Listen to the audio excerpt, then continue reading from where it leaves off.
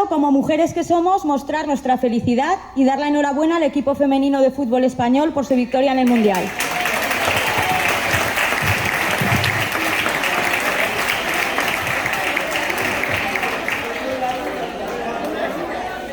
Y ahora sí, vamos a dar comienzo a esta charla. Aunque todos conocemos a Inma y Carlos como vecinos de Ontinyena, quizás no todos sabíamos de sus inquietudes, intereses, hobbies. Pues bien, para ellos, para los que no sepáis, os contaremos brevemente.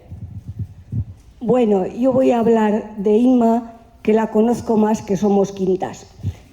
Cuando le dijimos de dar la charla, yo le dije la palabra conferencia y me dice, conferencia no, charla. Digo, bueno, charla.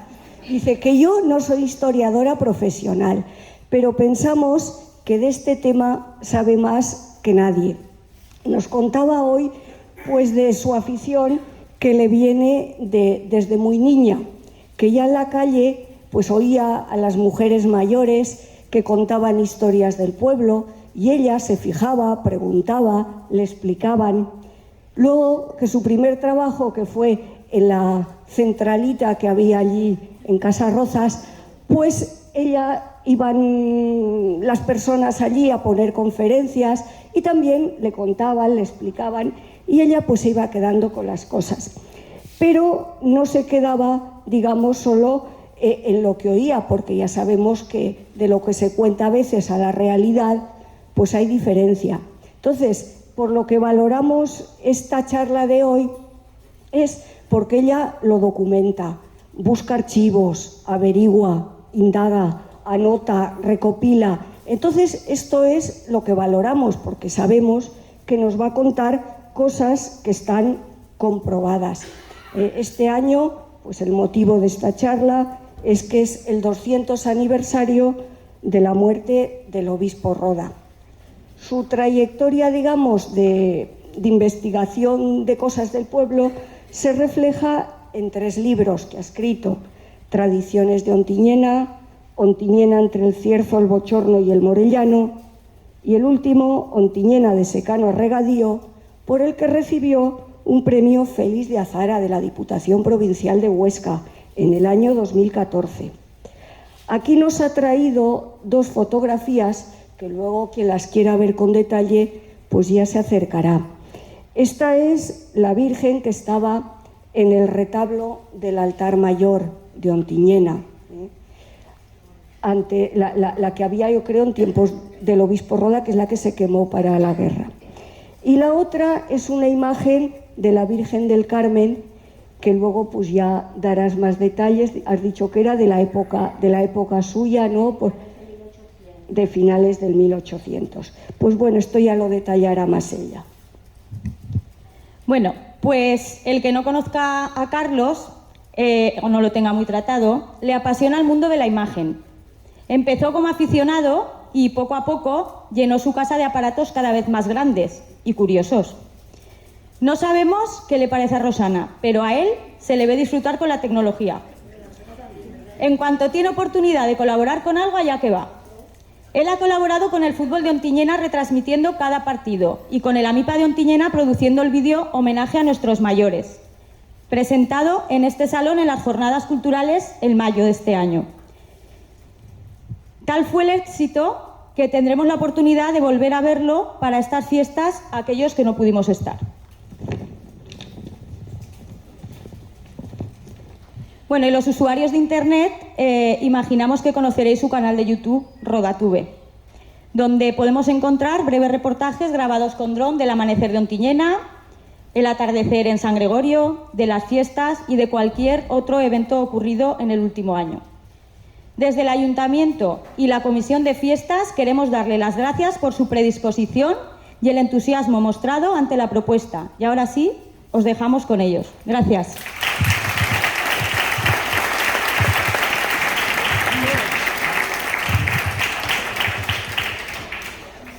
Muchas gracias por acompañarnos esta tarde y de antemano pedimos disculpas si hay algún fallo.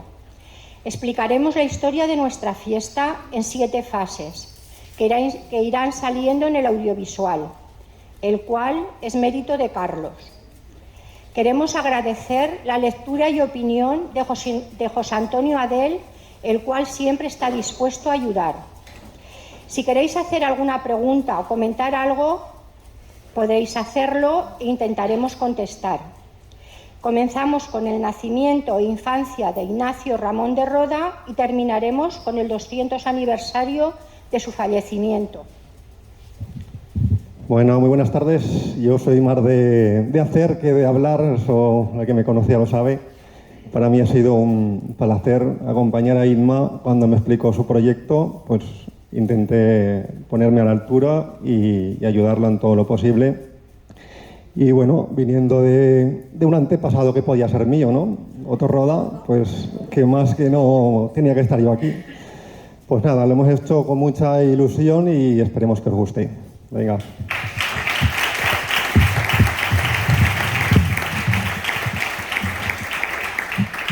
Sí.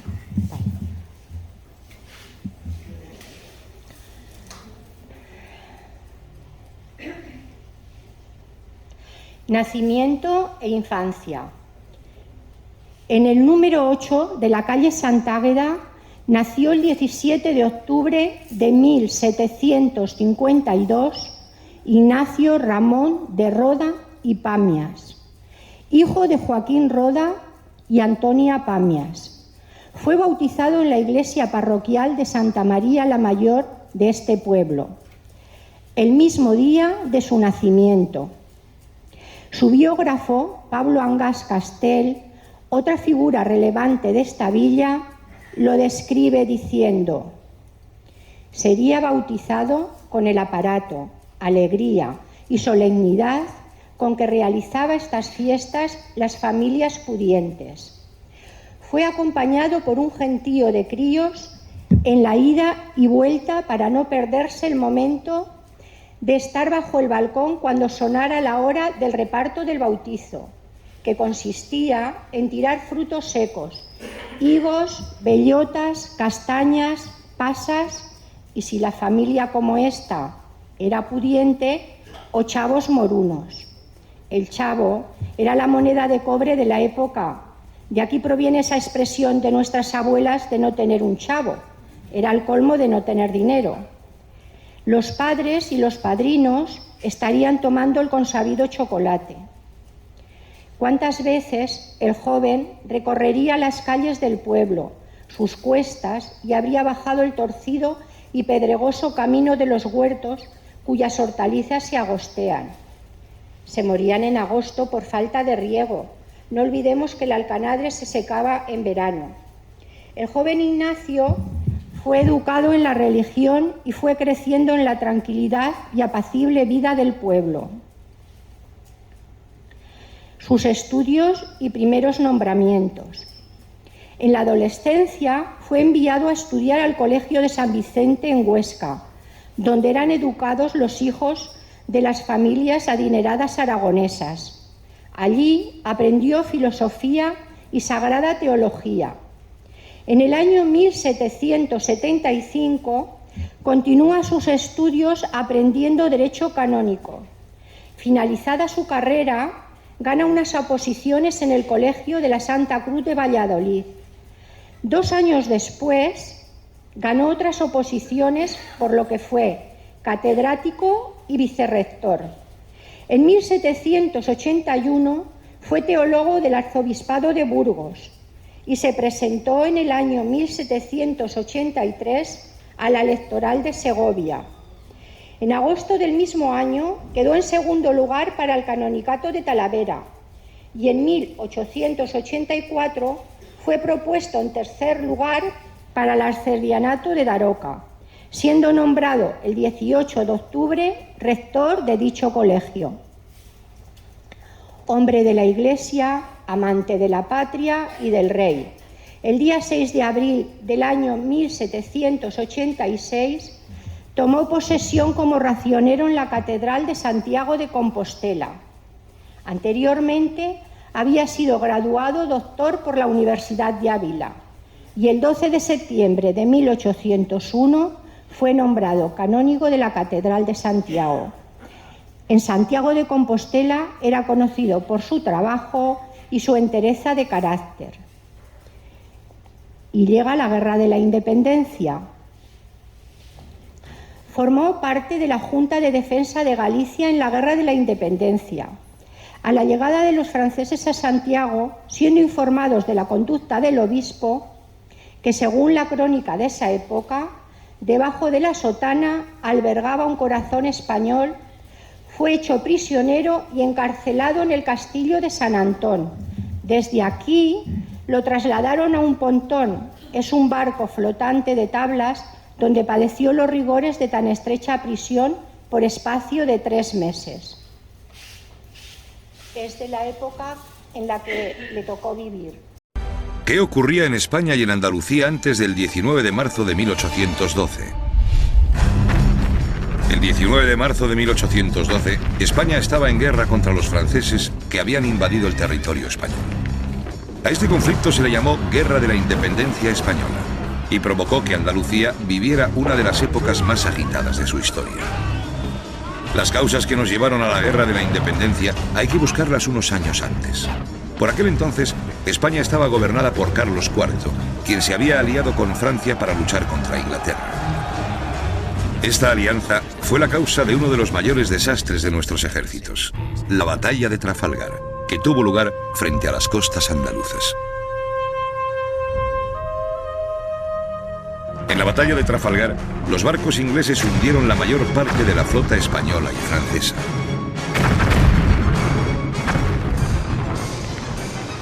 A pesar de esta derrota, Napoleón seguía empeñado en hacer la guerra contra Inglaterra. Fue entonces cuando el general francés quiso atacar al aliado más antiguo de Inglaterra, nuestra vecina Portugal.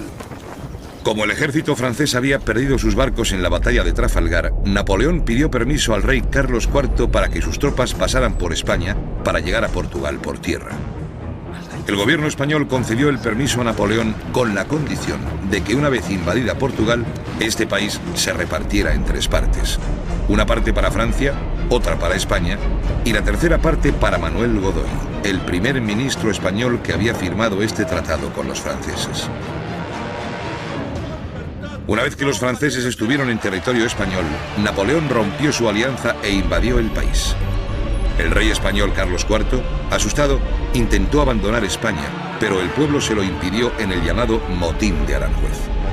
En este motín, los españoles obligaron a Carlos IV a echar a Godoy y a nombrar rey a su hijo Fernando VII. Pero Napoleón tenía otros planes para España y nombró rey a su hermano José Bonaparte. Algunos españoles, los llamados afrancesados, ante la penosa situación en la que nuestros gobernantes habían dejado el país, recibieron a Napoleón como un auténtico salvador. Sin embargo, la mayor parte del pueblo español se levantó contra los franceses. El 2 de mayo de 1808 se produjo en Madrid el primer levantamiento popular contra las tropas de Napoleón, que pronto se extendería al resto de España. Comenzaba así la Guerra de la Independencia, en la que los españoles, sin importar su clase social, lucharon y murieron para expulsar al poderoso ejército francés de España.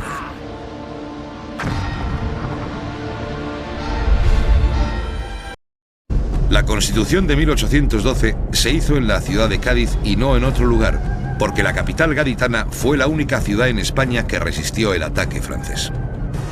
Tras la batalla de Bailén, en la que las tropas de Napoleón son derrotadas por primera vez, los franceses se retiran. Pero al cabo de unos meses, Napoleón regresa a España con 250.000 hombres, veteranos de muchas guerras, y en muy poco tiempo invaden el país. Ante el avance imparable de las tropas francesas, la Junta de Gobierno que se había creado en ausencia del rey y que había convocado las Cortes Generales, acaba refugiándose en Cádiz. La excelente situación geográfica de Cádiz, rodeada de agua en su mayor parte y con sólidas murallas, frenan el avance del ejército de Napoleón. Los franceses, que habían perdido sus barcos en la batalla de Trafalgar, solo podían llegar a Cádiz por tierra. Además, los ingleses, ahora aliados de los españoles en su guerra contra Francia, tenían parte de su flota en la bahía de Cádiz, protegiendo la ciudad. Por su privilegiada situación geográfica y por su espíritu ilustrado y liberal, la Constitución de 1812 solo pudo nacer en una ciudad como Cádiz. Hasta ese momento, España era una monarquía absoluta, es decir, el rey era amo y señor de todo el país. La inmensa mayoría de los españoles no teníamos ningún derecho reconocido. Un campesino, un pescador o un comerciante solo tenían obligaciones. La obligación de servir al rey, la obligación de obedecer a sus señores o la obligación de pagar impuestos. Por el contrario, el rey, la iglesia y los nobles solo tenían privilegios. El rey gobernaba el país a su antojo, ya que por la gracia de Dios, toda España era de su propiedad. La iglesia poseía grandes riquezas y tierras y además no pagaba impuestos. Los nobles, a pesar de ser inmensamente ricos, tampoco pagaban impuestos. Los nobles también tenían el privilegio de nombrar los cargos públicos y a los jueces en los pueblos y territorios de sus señoríos. El pueblo, en cambio, no tenía ningún derecho. Esta situación tan injusta fue lo que cambió la Constitución de 1812. De la noche a la mañana, y gracias a la Constitución, todos los españoles se convirtieron en ciudadanos libres e iguales ante la ley. A partir de aquel histórico día, cualquier español, fuera cual fuera su procedencia, tenía derecho a ser juzgado por un tribunal imparcial, a que sus hijos tuvieran una educación pública y a elegir a sus representantes para que les gobernaran. La reunión de todos los españoles. Esta Constitución se aprobó el 19 de marzo de 1812 y se dio a conocer al pueblo de Cádiz, al pueblo andaluz y a todos los españoles. Hasta entonces, solo 2 países en todo el mundo habían aprobado constituciones. El primero fue Estados Unidos y el segundo, Francia. La Constitución de Cádiz de 1812 era la tercera que se promulgaba en el mundo. Por eso, hoy, 19 de marzo de 2012, celebramos que hace 200 años en Andalucía nació la primera Constitución española moderna, justa e igualitaria de nuestra historia. En la España de 1812, la mayoría de la población era analfabeta. Solo 1 de cada 10 españoles sabía leer y escribir. La Constitución planteó como objetivo principal cambiar esta situación. Las ideas liberales afirmaban que para que un pueblo fuera próspero era fundamental la educación de todos sus ciudadanos. Con la educación todo se mejora y florece. Sin ella, todo decae y se arruina un Estado. Para la Ilustración, todas las personas tenían derecho a ser iguales, y lo que hace que las personas sean iguales es la educación. Por eso, la PEPA es la Constitución española que más espacio ha dedicado a la educación. La Constitución de 1812 habla de crear en todos los pueblos escuelas públicas donde los niños pudieran aprender de forma gratuita. Esto fue toda una revolución en aquellos tiempos, ya que los niños de las clases más humildes empezaban a trabajar siendo muy pequeños. ¿Se imaginan que hoy día en Andalucía solo pudieran ir al colegio 1 de cada 10 niños?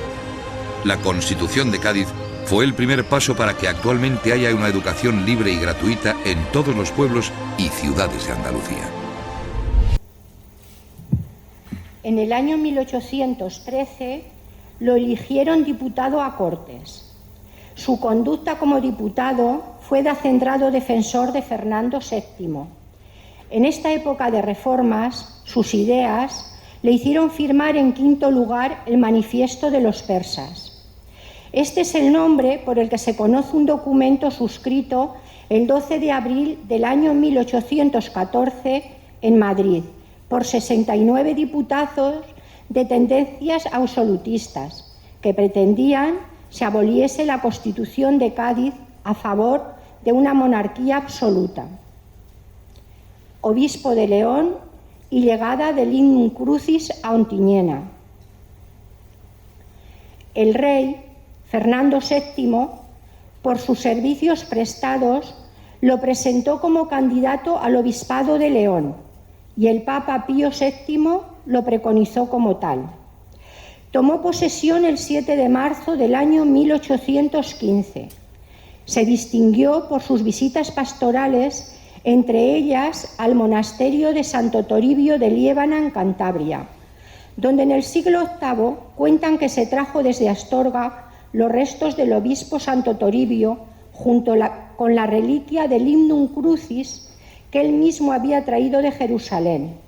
Según la crónica, corresponde al brazo izquierdo de la Santa Cruz que Santa Elena, madre del emperador Constantino, en el siglo IV dejó en Jerusalén.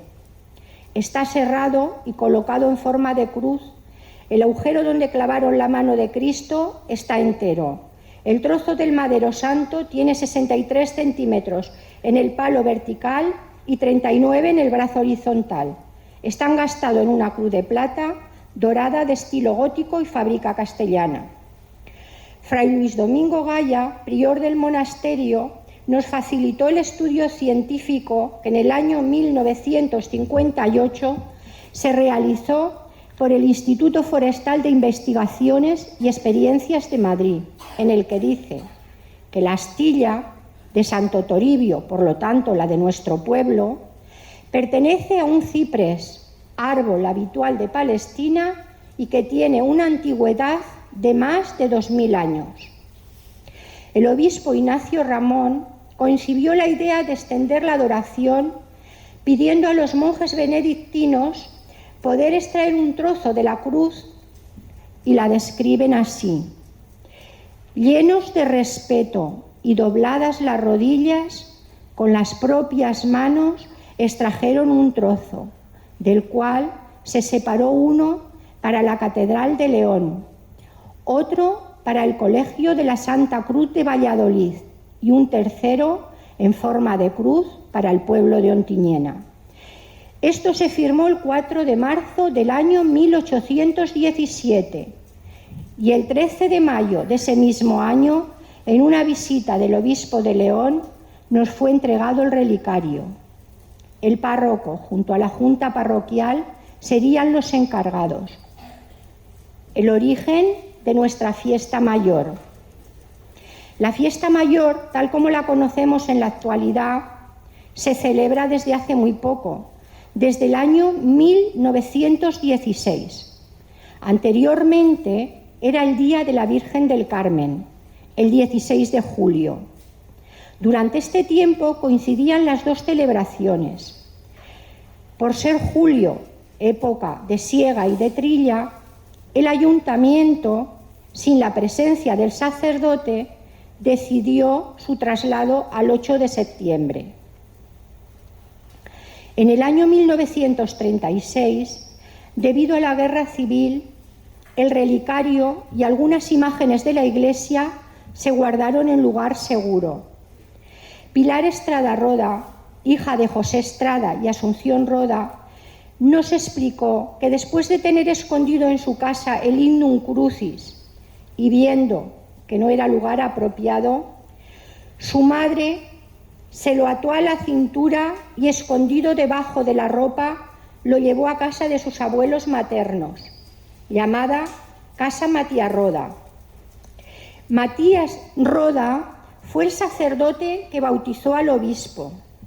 En esta casa levantaron una baldosa y, haciendo un agujero en el suelo, colocaron la reliquia, que estuvo guardada hasta que Josefa Roda, hermana de Asunción, la entregó terminada la contienda bélica.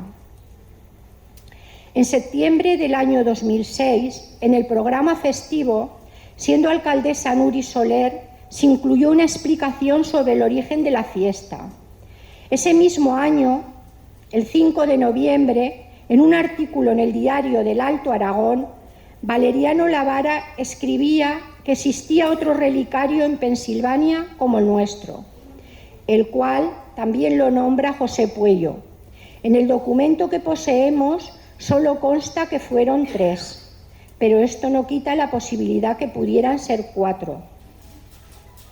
Este mismo año, junto con Reyes, Berta y nuestras hijas, visitamos el monasterio y realizamos una ofrenda de espigas cogidas en el monte de Ontinyena, ofrenda que se volvió a realizar con las espigas recogidas el primer año que llegaron los regadíos a nuestro monte.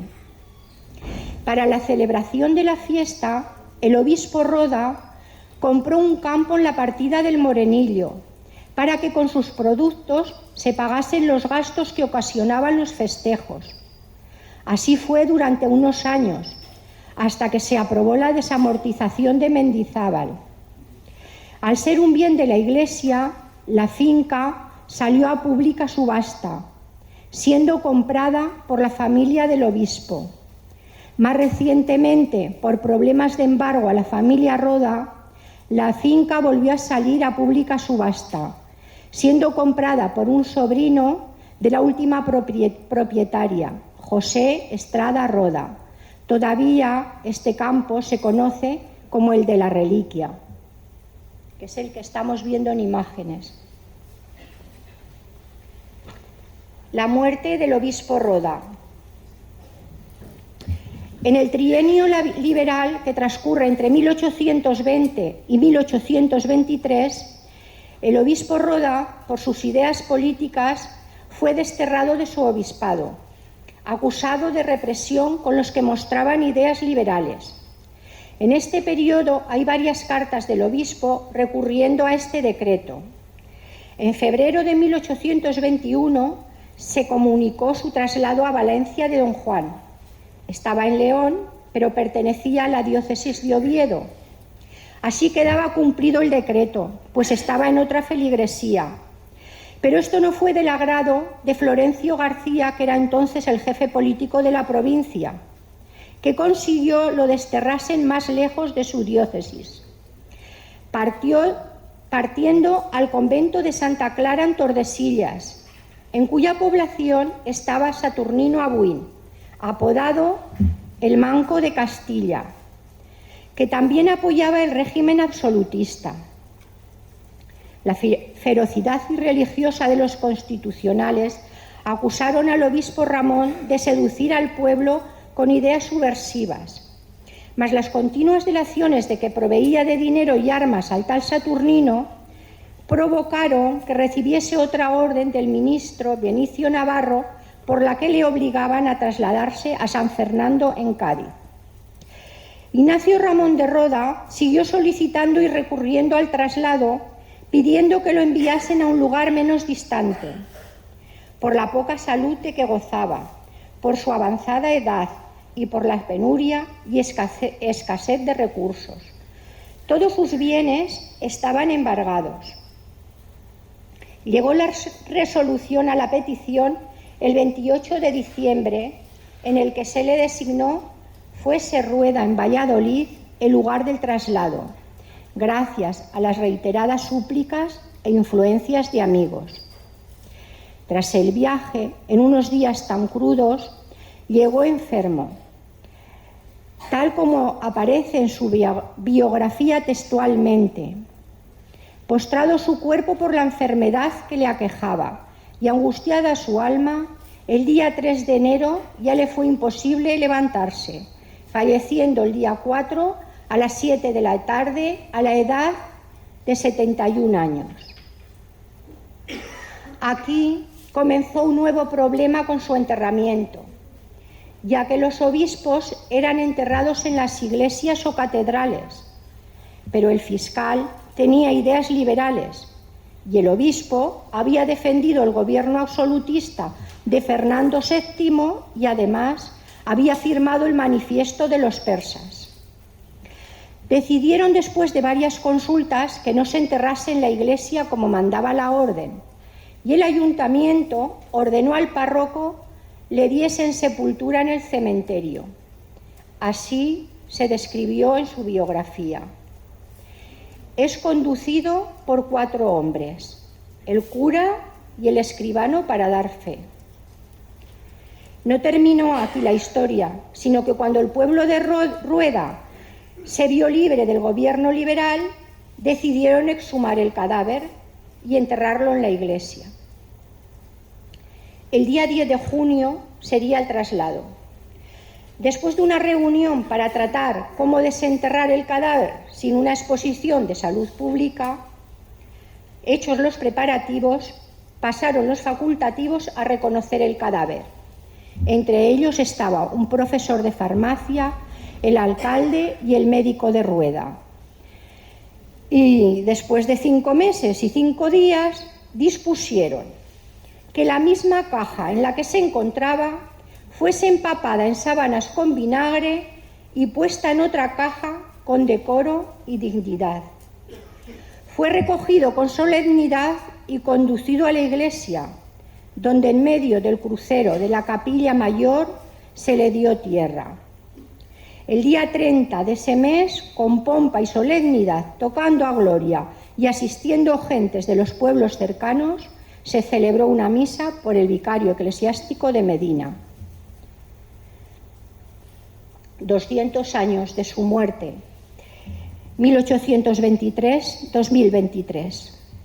El 28 de enero de 1998, realizándole las obras de la Plaza Mayor de nuestro pueblo, siendo alcalde José Puello y con la ayuda de Valeriano Lavara, decidieron traer los restos del obispo, no siendo posible porque estos, en una restauración de la iglesia de Rueda, fueron sacados y depositados en una cripta, donde para ser reconocidos era y es necesario una prueba de ADN.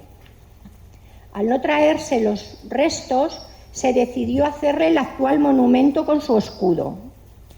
El panteón, mandado construir por Pablo Angás en el cementerio del pueblo, fue con la intención de que los restos de los dos reposasen en él. Como dice el vicario de la Armada, Pablo Angás, por las venas de los dos corría la misma sangre. Durante mucho tiempo se nos hacía, y a mí se me hacía muy extraño, que un joven nacido en Ontillena, siendo una persona de la Iglesia, tuviese tanta relación política y apoyase tan acérrimamente a Fernando VII. Mirando su árbol genealógico, nos damos cuenta de la coincidencia de varios apellidos y personas, todos nacidos entre 1746 y 1784, que posiblemente coincidieron en la corte de Madrid y algunos tienen su origen en este pueblo. Francisco de Goya y Lucientes fue pintor del rey Fernando VII, de su ministro Godoy y de su amante y posterior esposa Josefa Petra Francisca de Paula de Tudó y Catalán, conocida por Pepita Tudó, cuyos apellidos y los de Juan José Catalán, nacido en Ontinyena en 1767, pintor y dorador en Zaragoza, donde tenía un taller el padre de Goya, coinciden en su árbol genealógico. Llevaron el apellido Pamias y Catalán. La mujer de los cuadros que está en el Museo del Prado, titulado La maja desnuda y la maja vestida, según los historiadores, es Pepita Tudó Catalán, cuyos antepasados he documentado fueron de este pueblo, por lo que supuestamente pienso que se conocieron en la corte. Este año coincide con el 200 aniversario del fallecimiento y con la celebración del año jubilar lebaniego, privilegio concedido en el año 1512 por el Papa Santo Toribio de Liébana, junto con Jerusalén, Roma y Santiago de Compostela, son los 4 lugares que tienen este privilegio. La mitra que aparece en la foto es la que utilizó siendo obispo Ignacio Ramón de Roda. Esta es la historia de nuestra fiesta y nos debe hacer reflexionar como pueblo. Las ideas de las personas deben de ser todas respetadas y creo que tenemos en la vida del obispo Roda, con sus luces y sus sombras, un claro ejemplo de que hay que dar cabida a todos para que juntos consigamos mejorar Ontinyena.